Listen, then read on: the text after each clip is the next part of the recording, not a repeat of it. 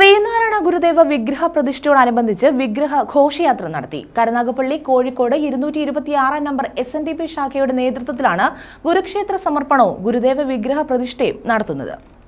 SNDP യോഗം Karunagappally union 226 number ശാഖയുടെ നേതൃത്വത്തിൽ നടക്കുന്ന ശ്രീനാരായണ ഗുരുദേവ വിഗ്രഹ പ്രതിഷ്ഠയുടെയും ഗുരുക്ഷേത്ര സമർപ്പണത്തിന്റെയും മുന്നോടിയായാണ് വിഗ്രഹ ഘോഷയാത്ര നടത്തിയത്. ചെങ്ങന്നൂരിൽ നിന്നുമാണ് വിഗ്രഹ ഘോഷയാത്ര ആരംഭിച്ചത്. വാദ്യമേളങ്ങളുടെയും താലപ്പൊലിയുടെയും അകമ്പടിയോടെയായിരുന്നു യാത്ര. കരുനാഗപ്പള്ളി താലൂക്കിലെ വിവിധ ക്ഷേത്രങ്ങളിൽ വിഗ്രഹ ഘോഷയാത്രയ്ക്ക് സ്വീകരണം നൽകി.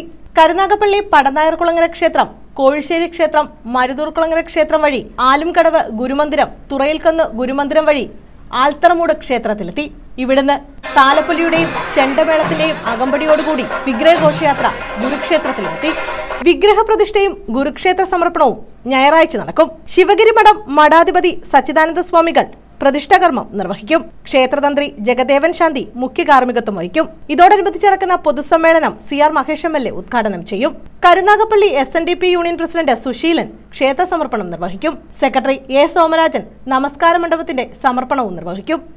News bureau, Karunagappally.